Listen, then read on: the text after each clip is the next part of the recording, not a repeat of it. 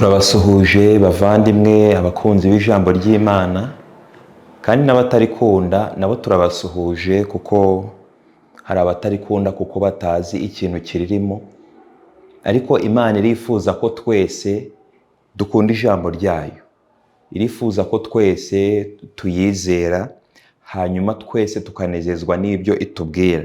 Rero muri uyu mwanya tugiye kwiga ijambo ry'Imana, ariko mbere yuko mbabwira umutwe w'amagambo ndetse na mbere yuko twinjira mu cyigisho, reka tubanze dusenga Imana. Data mwiza udukunda uri mu ijuru, iteka ryose uhabwa icyubahiro, wasezeranye impano ya Mwuka wawe wera, turagusabye ngo umudusukire kugira ngo tubashe gusobanukirwa n'ijambo ryawe ndetse rinavugwe mu buryo bukwiriye. Data, tubisabye mu izina rya Yesu, amen. Tugiye kwiga amagambo ari muri Bibiliya. Icyigisho cy'uyu munsi kiravuga ngo ikintu cyihutirwa ukeneye. Ikintu cyihutirwa ukeneye. Ndagira ngo tujye mu gitabo cya Yesaya, igice cyaho cya 55. Umuntu wese ukurikiye uyu mwanya n'uzakurikira igihe cyose, umwanya waba urimo wose, uzirikane ikintu cyihutirwa ukeneye, bityo uze kucyumva muri aya magambo tugiye kwiga. Yesaya 55, umurongo wa mbere, agakiza k'ubuntu gaturuka ku Mana.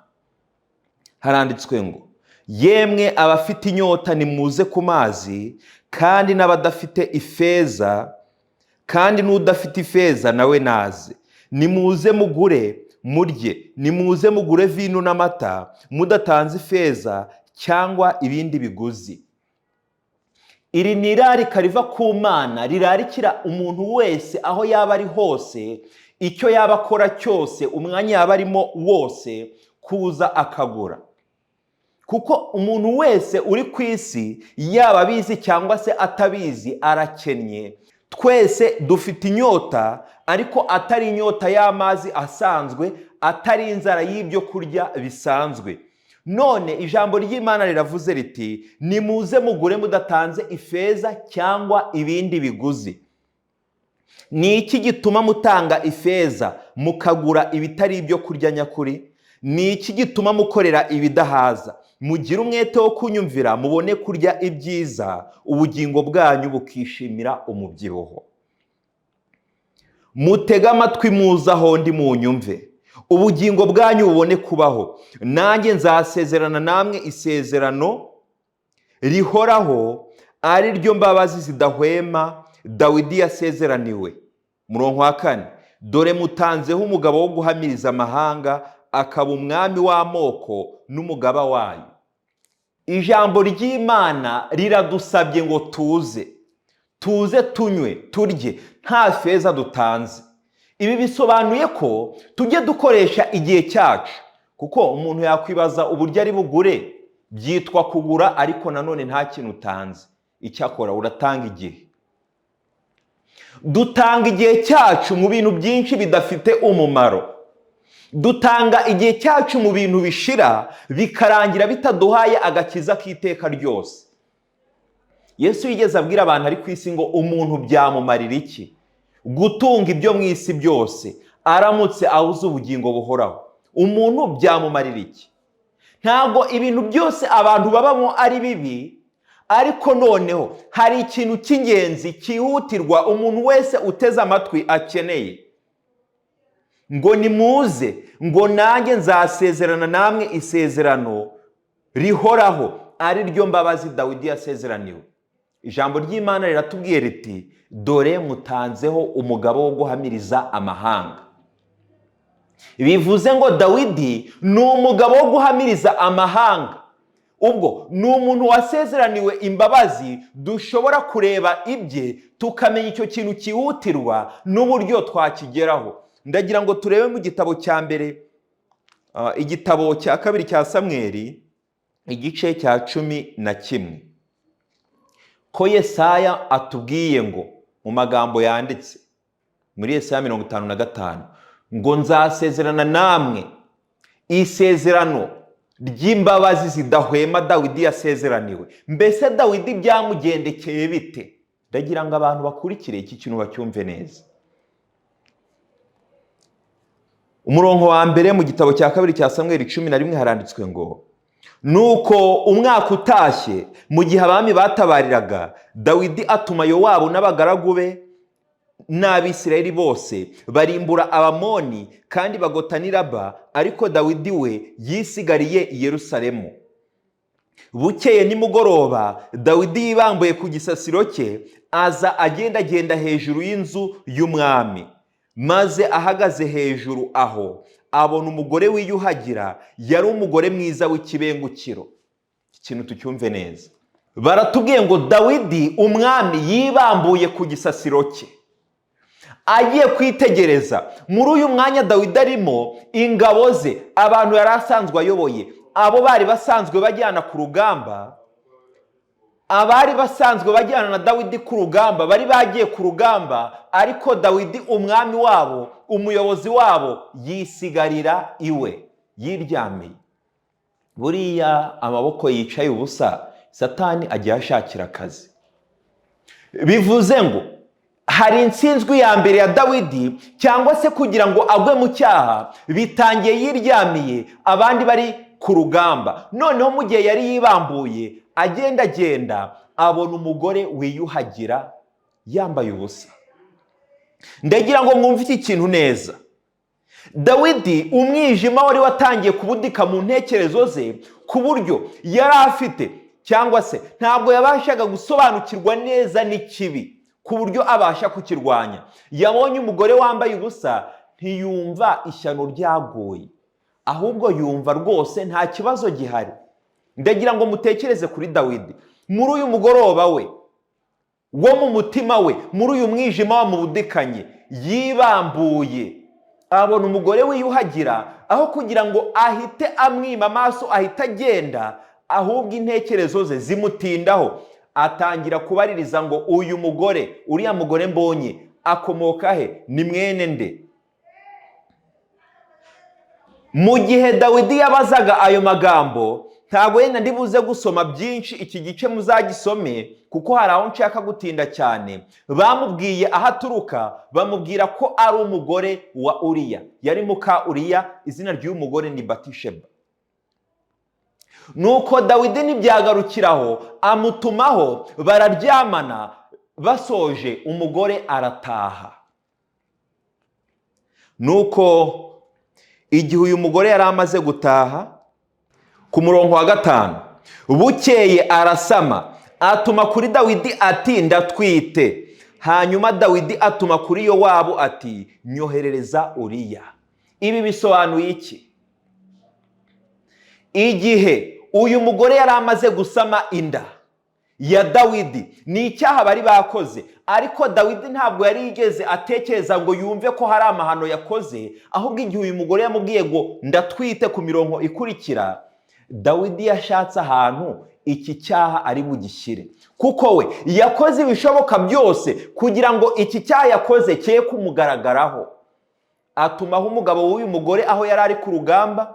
Uyu mugabo yari indahemuka rwose kuri Dawidi. Amutumaho, uyu mugabo arataha. Dawidi amwohereza iwe kugira ngo narari we ararane n'umugore we, bityo iyi nda baze kuyimwitirira. Uyu mugabo yanga kuba umuhemu, ahubwo abwira Dawidi ati ntabwo nshobora kujya kunezererwa iwanjye n'umugore wanjye nsize ingabo z'Uwiteka ku rugamba. Ingabo zawe ziri ku rugamba, isanduku iri ku rugamba, ntabwo nagenda ngo njye kunezerwa abandi bari ku rugamba rukomeye. Ku murongo wa 11 ayo magambo aravuga ngo Uriya asubiza Dawidi ati isanduku y'Imana n'Abisiraheli n'Abayuda barara mu ngando, kandi databuja Yowabu n'abagaragu ba databuja bagerereje ku gasozi, naho njye nigira iwanjye njye kurya no kunywa, niryamire n'umugore wanjye? Oya, ndahiye ubugingo bwawe ukuramye, sinakora bene ibyo. Uriya abaye indahemuka kuri Dawidi, aravuga ngo sinshobora kwishima abandi bari ku rugamba. Hanyuma noneho Dawidi aramubwira ngo sibira, ariko Uriya yanga kujya iwe, arara aho ngaho ibwami. Hanyuma bukeye babwira Dawidi ati Uriya ntabwo yigeze ataha, yararanye n'abarinzi. Dawidi aramusindisha ahari ngo biri butume ataha, ariko Uriya aho kugira ngo asinde ajya kunezerwa we n'umugore we, arara aho ngaho ibwami. Dawidi abwiwe ko Uriya atigeze ataha, biramushobera, hanyuma amupangira kumwica.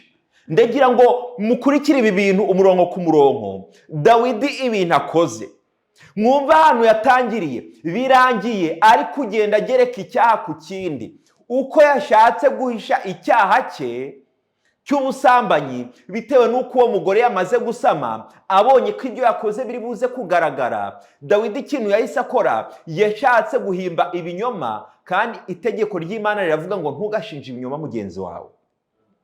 Ariko Dawidi yifuje ko iyo nda yabarwa kuri Uriya, nyamara atariye. Ariko icyo kinyoma nticyamuhira, ahimba ikindi kintu, hanyuma yandika urwandiko, aruha Uriya ngo arujyane ku rugamba. Urwo rwandiko rwari rwandikiwe umugaba w'ingabo Yowabu, handitseho ko Uriya nagera ku rugamba bagomba kumushyira aho urugamba rukomeye, bakamuhana mu maboko y'abanzi, hanyuma bakamurasa agapfa. Ibyo niko byagenze. Igihe Uriya yageragayo, ibi bintu byarambabaje cyane.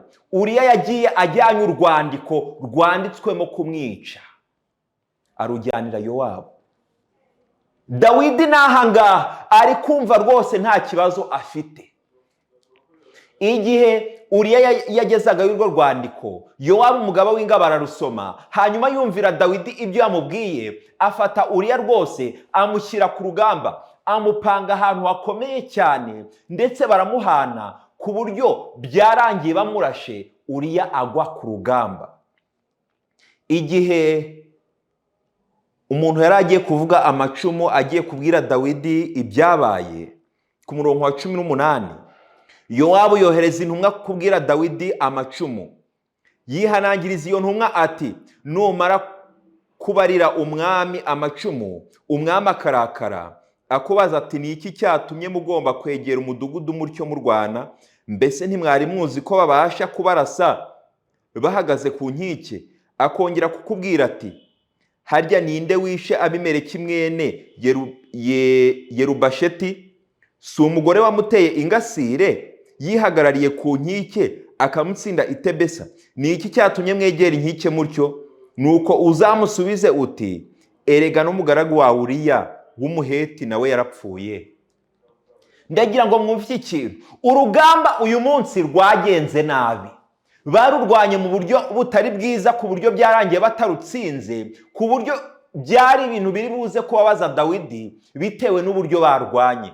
Ariko Yowabu aravuze ati nubona Dawidi atangiye kurakazwa n'ukuntu urugamba rwagenze, uhita umubwira ko na Uriya yapfuye, ibyo bintu ntacyo biri buze kumutwara, arahita anezerwa. Nuko bigenda bityo, Dawidi rwose babimubwiye yumva nta kibazo afite, yumva rwose mbega umutwaro yari yikoreye arawutuye. Bavandimwe mukurikiye aya magambo, ndagira ngo mwumve iki kintu. Iyo umutima wamaze kwigarurirwa n'ubunyacyaha, Satani ari kuwugaraguza agati. Umuntu aba ameze nk'aho adatekereza, ku buryo akomeza gukora ibyaha abigotomera nk'amazi. Umuntu akabigotomera ku buryo yumva nta kintu bimubwiye, agakomeza kongeraho ibindi byaha agira ngo ahishe n'ibyo yakoze bwa mbere. Ibi niko byagendekeye Dawidi, ku buryo yumvaga rwose nta kibazo afite.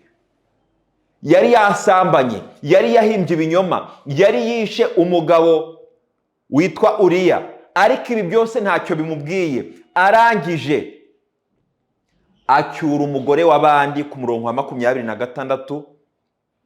Bukeye muka Uriya yumvise ko umugabo we yapfuye, aramwiraburira. Nuko hanyuma yo kumwerera, Dawidi aramutumira, amushyira iwe, amugira umugore we. Bukeye babyarana umwana w'umuhungu, ariko icyo Dawidi yakoze icyo cyarakaje Uwiteka.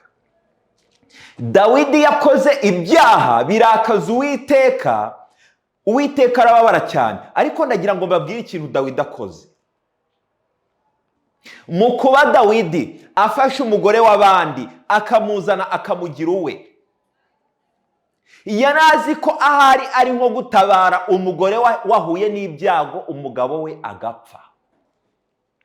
Dawidi ikintu yatekerezaga, kuko yari yagerageje kwikuraho ibyo byaha kuva kare biranga, ariko noneho kuko abantu bataramenya ko yasambanye nawe, ubu akaba mucyuye akamugira umugore we, ubu abantu icyo batekereza gusa ni ukuvuga ngo Dawidi atabaye umugore, umugabo we yari yapfiriye ku rugamba, none Dawidi aramutabaye, uyu mugore ntabwo akishwe n'agahinda, ahindutse umugore w'umwami, ku buryo abantu batazigera na rimwe bamenya ikosa rya Dawidi, ahubwo bakamushima bakumva Dawidi rwose ni umuntu w'intwari. Ntibigere basobanukirwa na rimwe n'icyaha cye. Ariko ndagira ngo mwumve iki kintu, ibi bintu Dawidi yakoze akaba ari kumva nta kibazo kirimo, ku buryo n'abandi bantu badashobora kubimenya. Imana yarabyitegereje irababara, imutumaho umuhanuzi Natani. Ndagira ngo ahantu tugeze muze kuwumva neza, twumve uburyo iki kintu cyihutirwa tugikeneye. Muri uyu mwanya Dawidi iyapfa yari kuba arimbutse, ariko hari ikintu cyihutirwa yari akeneye kiruta ibindi byose. Imana yahise imutumaho umuhanuzi Natani. Natani amugezeho aramanza amubwira umugani, igice cya 12 umurongo wa mbere. Umugani wa Natani. Bukeye Uwiteka atuma Natani kuri Dawidi, agezeho aramubwira ati, habayeho abantu babiri mu mudugudu umwe yari umutunzi, undi yari umukene, kandi uwo mutunzi yari afite amashyo y'inka n'intama nyinshi cyane, ariko uwo mukene we ntacyo yari afite keretse akagazi k'intama yari yaguze akakarera, kagakurana n'abana be bo mu rugo, kakarya kutwo kurya twe, kakanywera ku nkongoro ye, kandi karyamaga mu gituza cye, kaba nk'umukobwa we. Bukeye haza umugenzi kwa wa mutunzi, umubi nuwenda mu nka ze cyangwa mu ntama ze ngo azimanire uwo mushyitsi wamugendereye, ahubwo ajya kwenda wa mwagazi w'intama wa mukene awuzimanira umushyitsi we. Maze Dawidi araherako arakarira uwo mugabo cyane, niko kubwira Natani ati, ndahiye Uwiteka uhoraho, umuntu wakoze bene ibyo akwiriye gupfa, kandi azariho umwana w'intama 4, kuko yakoze ibimeze bityo, kandi kuko atagira impuhwe. Uyu ni Dawidi.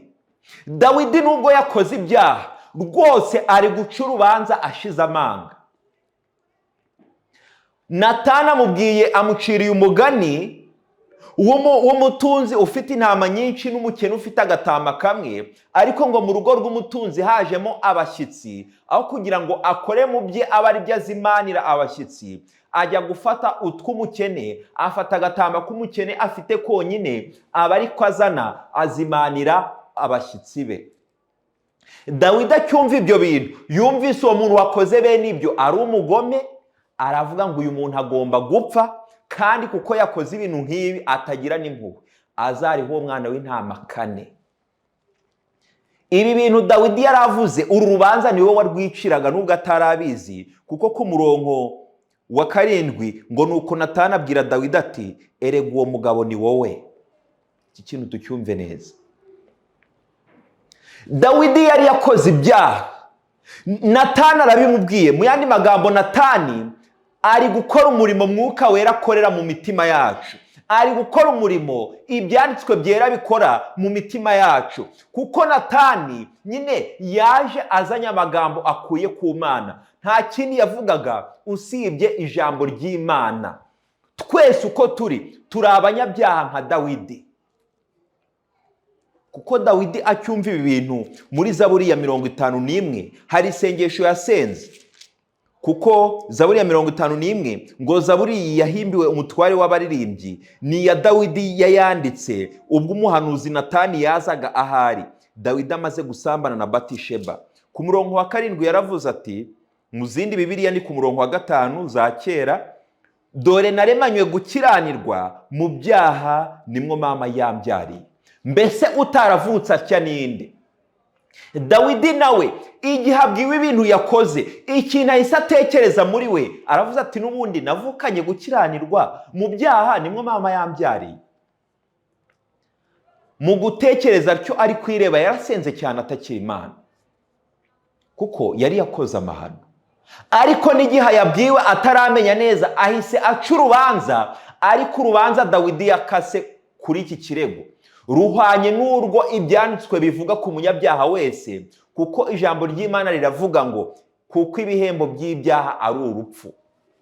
Bivuze ngo ibihembo by'ibyaha ni urupfu. Dawidi rero yasohoje icyo ijambo ry'Imana rivuga, nubwo atarazi ko ari we uri kurwicira, ariko ibi ntibihinduka, ibihembo by'ibyaha ni urupfu. Bwa mbere ndagira ngo muvandimwe ukurikiye wumve ikintu ijambo ry'Imana rigomba gukorera umutima wawe, ikintu Imana yifuza kugukorera cyihutirwa, waba ubizi waba utabizi. Wavutse wanduye, wavukanye gukiranirwa, mu byaha nimwo wavukiye, mu byaha nimwo twavukiye twese.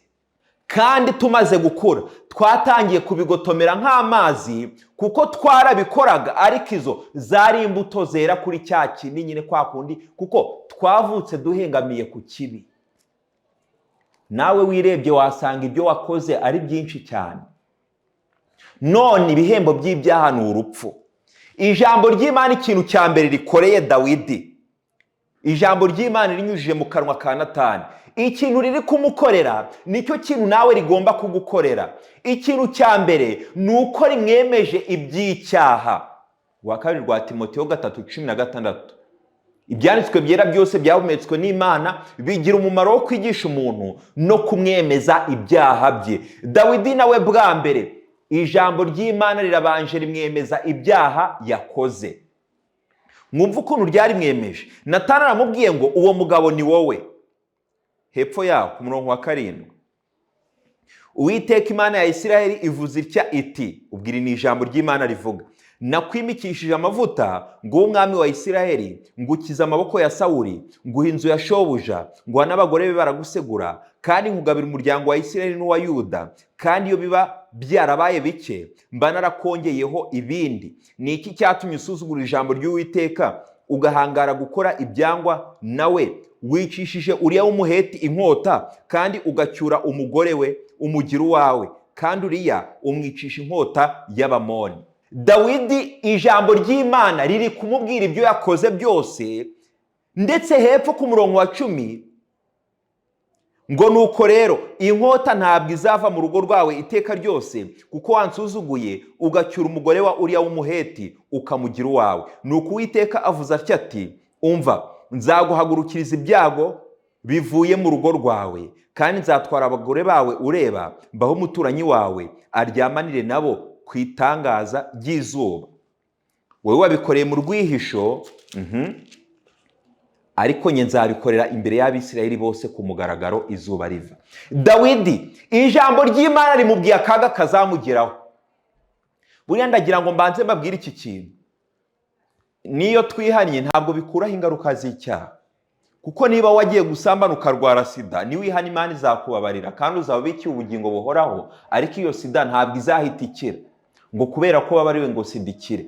Amahano Dawidi yakoze hari ingaruka ayo mahano yakuriye zamugezeho mu muryango we, kuko ibi bintu yanabyivugiye ngo kuko uwo muntu atagira impuhwe azariho uyu mwana kane. Mu muryango we hagiye habonekamo impfu nyinshi, abana be bakicana, ndetse hari umwana we waje gufata abagore be aryamana nabo, fata inshoreke zasi. Umwana wari washatse no gukura se ku bwami, shaka kumukorera kudeta kugira ngo abe ari uyobora. Ibi byose byabayeho, ariko noneho hari ikintu ngira ngo dutindeho cyane. Hari ikintu Dawidi yavuze ngo uwakoze ibi we ubwe nyirizina agomba gupfa, kuko ibihembo by'ibyaha ari iki? Ari urupfu. Buri muntu wese azirikane ko niba umuntu akoze icyaha, ibihembo byabyo ni urupfu. Igihe Dawidi yari amaze kwemera iki cyaha, buriya hari umutima umwe umuntu wese ukurikiye agomba kugira. Igihe Imana ikwemeje ibyawe, wari ukwiriye kumera nka Dawidi ku murongo waho wa 13. Nuko Dawidi abwira Natani ati, nacumuye ku Uwiteka. Imana ihabwa icyubahiro. Nta kindi kintu Imana ikwifuzaho usibye kwemera ko wacumuye ku Uwiteka. Yeremiya 3 umurongo waho wa 13, ndagira ngo mwumve amagambo ahari icyo Imana itwifuzaho. Haranditswe ngo, icyo nshaka ni kimwe, ni uko wemera ibyaha byawe. icyo Imana ikwifuzaho ni uko wemera. Dawidi yemeye ko yacumuye ku Uwiteka. Akimara kwemera, wa wundi wari wamwemeje iby'icyaha, rya jambo ry'Imana ryari ryanyuze muri Natani rikamubwira ibyaha yakoze kandi rikamubwira ko agomba gupfa.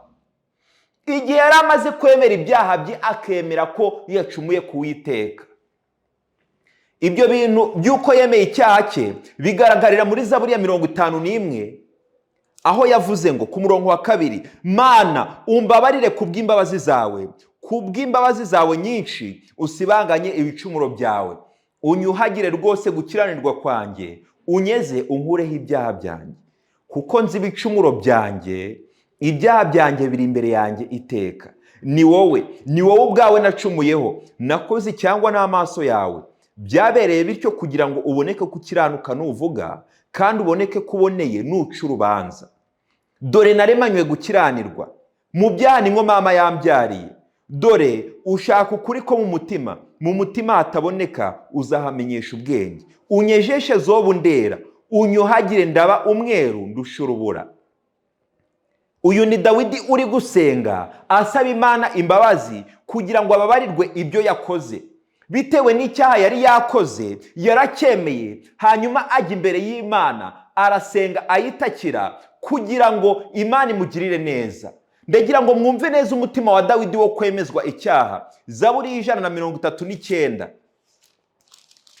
Zaburi 139 haranditswe ngo, Uwiteka warandondoye uramenya. Uhereye ku murongo wa 1, uzi imyicarire yanjye n'imihagurukire yanjye, umenyera kure ibyo nibwira. Ujya urondora imigendere yanjye n'imiryamire yanjye, uzi inzira zanjye zose. Kuko ijambo ritaraba mu rurimi rwanjye, ubu maze kurimenya rwose Uwiteka. Ungose inyuma n'imbere, unkizeho ukuboko kwawe. Uyu ni Dawidi abwiye Imana ngo, Mana unkizeho ukuboko kwawe. Igihe ukuboko k'Uwiteka kuri ku muntu bigenda bite? Murongo wa 6, kumenya ibikomeye bityo ni igitangaza kinanira kuransumba, simbasha kukugeraho. Ndahungira umwuka wawe he? Imana yari yashyize ukuboko kwayo kuri Dawidi. Iyo Uwiteka ashyize ukuboko kwe ku muntu bimugendekera bite? Zaburi ya 38. Igihe ukuboko k'Uwiteka kwari kwaremereye Dawidi, mwumve ukuntu bigenda iyo ukuboko k'Uwiteka kugeze ku muntu.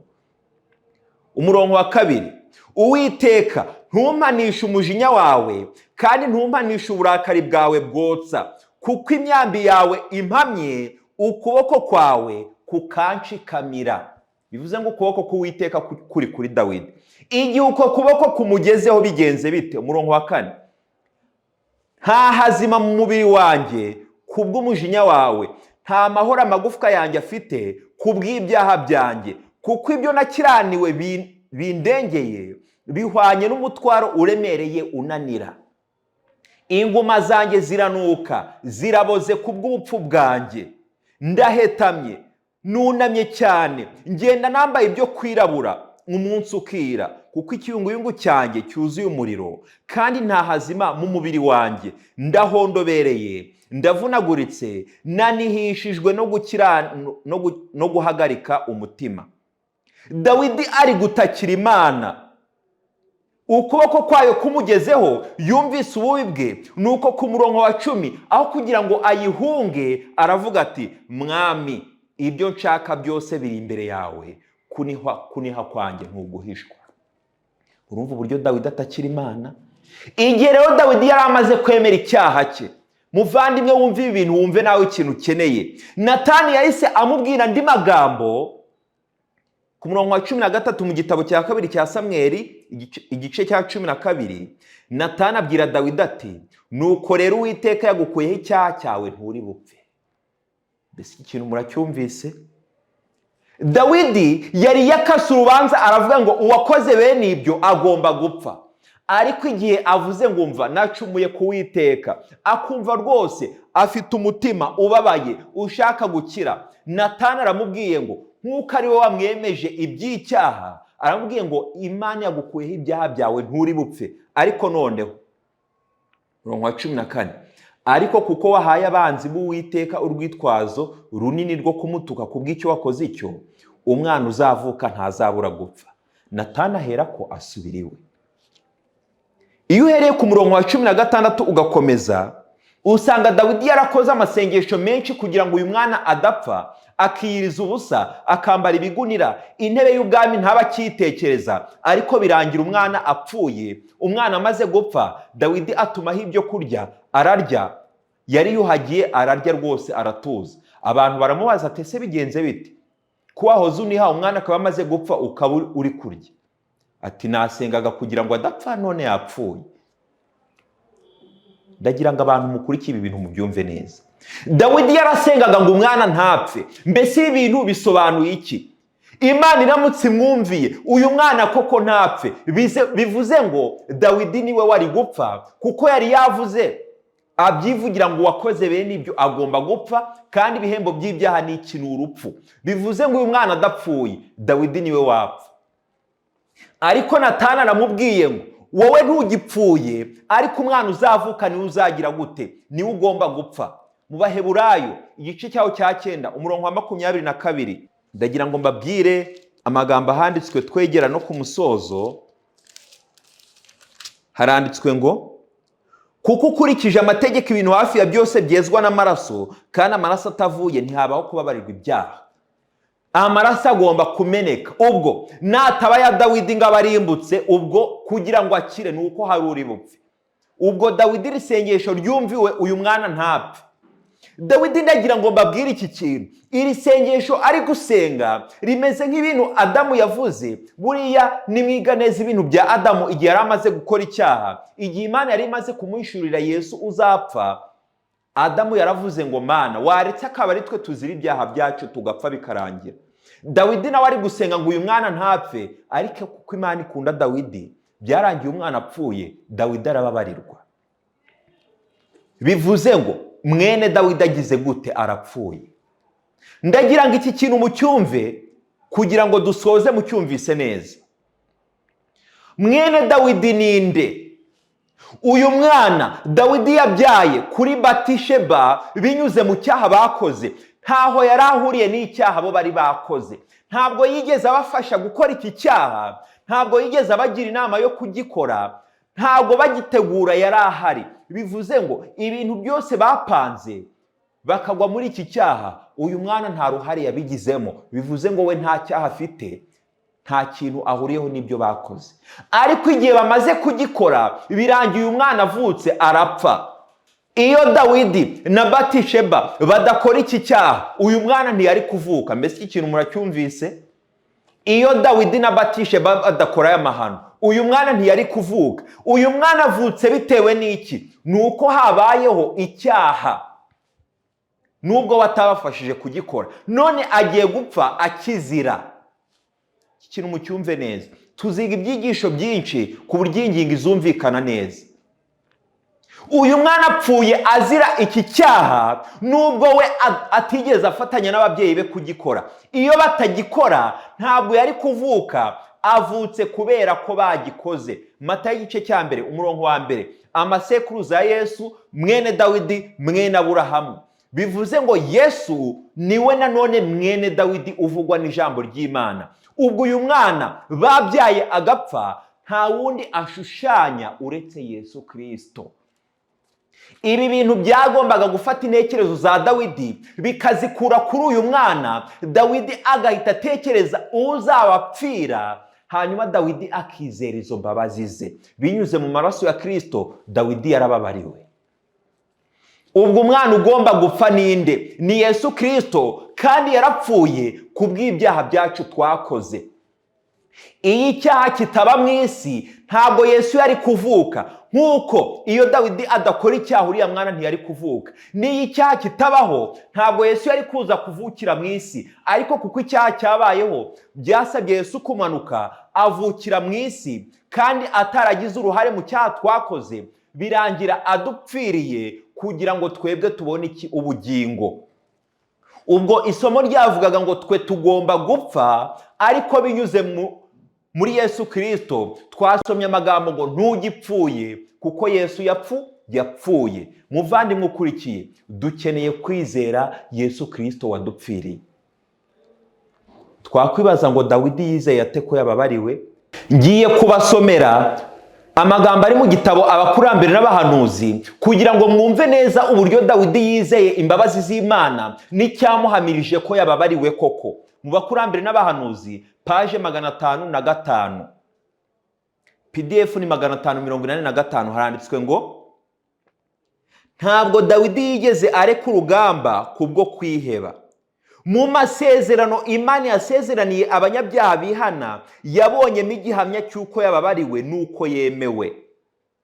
Amagambo akurikiyeho hasi aravuga ngo nuko utishimira ibitambo mba mbiguhaye, ntunezezwa n'ibitambo byokeje. Ibitambo Imana ishima ni umutima umenetse. Umutima umenetse ushenjaguwe Mana ntuzawusuzugura. Aya magambo ari muri Zaburi ya 51 ku murongo wa 16. Muri Zaburi ya 51 ku murongo wawo wa 16 aya magambo arahari.